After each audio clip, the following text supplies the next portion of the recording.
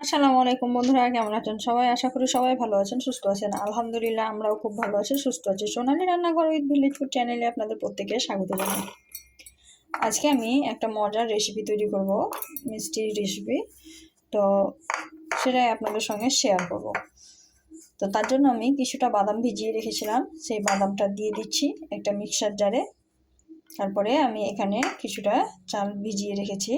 তো এটা আমি অন্য কোনো রেসিপির জন্য ভিজিয়ে রেখেছিলাম। এখান থেকে আমি এক মুঠি চাল তুলে এখানে দিয়ে দিব, খুব বেশি দিব না, অল্প পরিমাণেই দিব। এটাকে কিন্তু আমি একটু মিহি করে পেস্ট করে নেব। এটা খুব বেশি আটাও করব না, আবার চাল চালও থাকবে না, একটু দরদরা করে পিষে নেব। তো মিক্সিটা প্রথমে পিষে নিচ্ছি, তারপরে আপনাদের সঙ্গে শেয়ার করছি।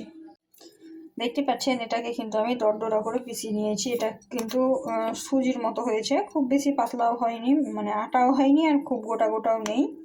আর এটা আমি কম কোয়ান্টিটির বানাবো, তাই অল্প করে নিয়েছি। এটা আপনারা বেশি কোয়ান্টিটিতে বানালে বেশি করে নিতে পারেন।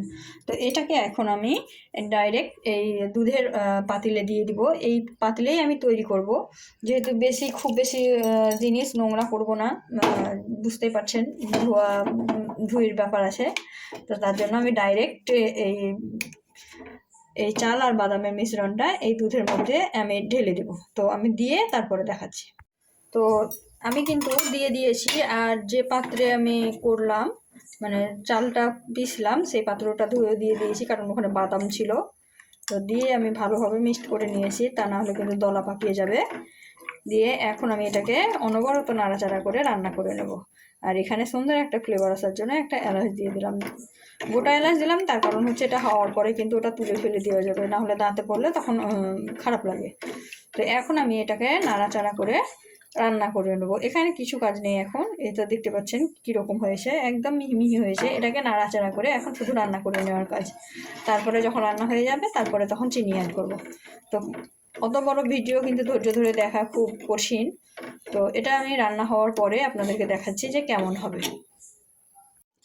এটা কিন্তু অনেকটা ঘন হয়ে গেছে দেখুন, কিন্তু এটা কিন্তু সম্পূর্ণভাবে এখনও রান্না হয়নি। এটা যখন রান্না হবে এটা কিন্তু অনেক গাঢ় হয়ে যাবে। আপনারা চাইলে এটা পাতলাও করতে পারেন, কিন্তু আমি একটু গাঢ় গাঢ় করে করব। আর এটা যখন আমার সিদ্ধ হবে তখন কিন্তু পুরোপুরি গাঢ় হয়ে যাবে। এই তো দেখতেই পাচ্ছেন। তো আপনাদের কিন্তু এখানে একটু জল অ্যাড করতে হতে পারে, বা একটু দুধ অ্যাড করতে হতে পারে, সেটা দেখে একটু বুঝে নিতে হবে। আমি কিন্তু এখানে একটু জল অ্যাড করেছি, তো সেটা অফ ক্যামেরাতেই করেছি, বাটিতে আবার জল অ্যাড করেছিলাম। তো এই তো দেখুন, এটাকে পুরোপুরিভাবে রান্না করে তারপরে আমি আপনাদেরকে দেখাচ্ছি। এটা পুরোপুরি সিদ্ধ না হওয়া পর্যন্ত কিন্তু এখানে চিনি ব্যবহার করা যাবে না। তো পুরোপুরি আগে রান্না করে তারপর দেখাচ্ছি। এটা কিন্তু অনেক গাঢ় হয়ে গেছে, দেখতেই পাচ্ছেন, একদম ঘন হয়ে গেছে। আর এটা সুন্দরভাবে সিদ্ধ হয়ে গেছে দেখুন, একদম সুন্দরভাবে সিদ্ধ হয়ে গেছে, দানা দানা বোঝা যাচ্ছে। এই যে, মানে এটা পারফেক্টভাবে হয়ে গেছে সিদ্ধ। আর এর থেকে বেশি ঘন করব না। এখন আমি এর মধ্যে চিনি দিয়ে দেবো। চিনিটা আপনারা আপনাদের স্বাদ অনুযায়ী দিয়ে দেবেন। আমি একটু বেশি মিষ্টি দিলাম, কারণ এই ধরনের খাবার একটু বেশি মিষ্টি না হলে আবার ভালো লাগে না। তো তার জন্য আমি একটু বেশি পরিমাণে মিষ্টি দিয়ে দিলাম। দিয়ে এখন নাড়াচাড়া করে নেব।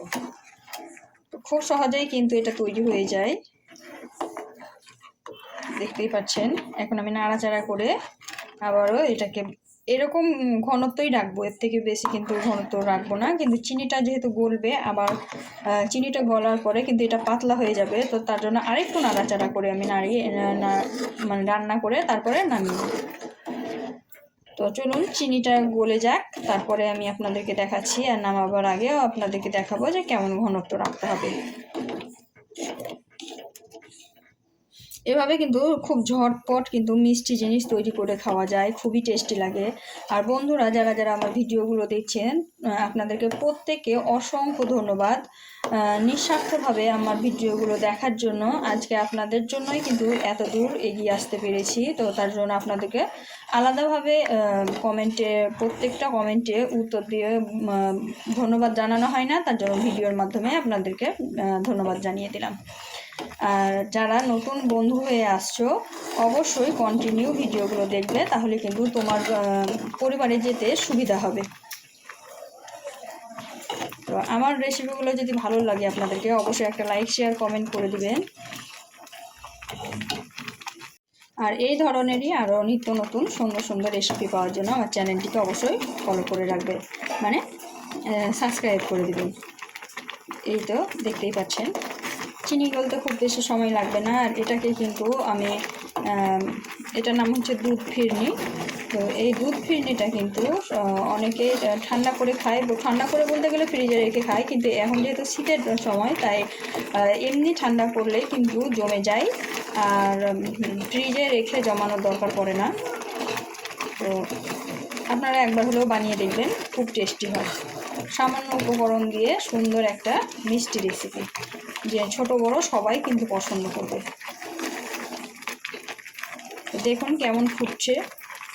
এই সময় কিন্তু অনবরত নাড়াচাড়া করতে হবে, তা না হলে কিন্তু আশেপাশে লেগে যাবে, তখন কিন্তু পুরো একটা গ্যাস আসবে, যে গন্ধটা এত বিকট যে খাওয়া যাবে না।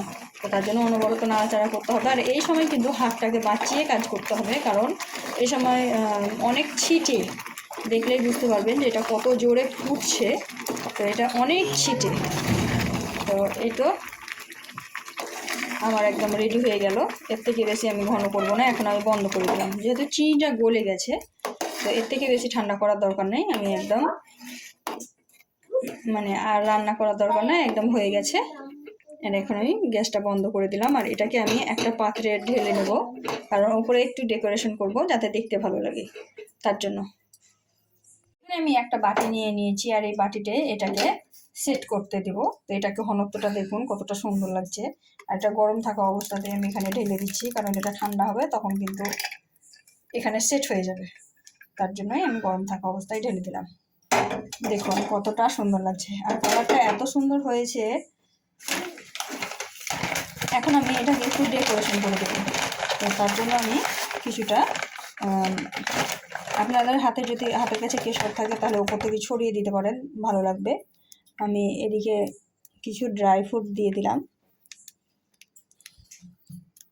দিয়ে ডেকোরেশন করে দিলাম। এটাকে নর্মালি ঠান্ডা করব, আমি ফ্রিজে রাখবো না, যেহেতু এখন শীতের সময়। তো এই তো আমি রেখে দিলাম। তো এটা ঠান্ডা হওয়ার পরেই যখন খাওয়া হবে তখন আর দেখানোর সময় হবে না। তো তার জন্যই এখনই বলে দিলাম, বন্ধুরা যারা এই রেসিপিটা তৈরি করোনি তারা অবশ্যই একবার ঝটপট তৈরি করে নাও। খুব কম সময়ে খুব কম উপকরণে সুন্দরভাবে তৈরি হয়ে যায়, খেতেও কিন্তু দুর্দান্ত লাগে। আর আজকের ভিডিওটা আর বেশি বড় করব না, এই পর্যন্ত। দেখা হবে এই ধরনেরই আরও নিত্য নতুন রেসিপি নিয়ে পরবর্তী ভিডিওতে। তো ততক্ষণ সবাই ভালো থাকবে, সুস্থ থাকবে, আর আমার জন্য একটু দোয়া করবে। আল্লাহ হাফেজ।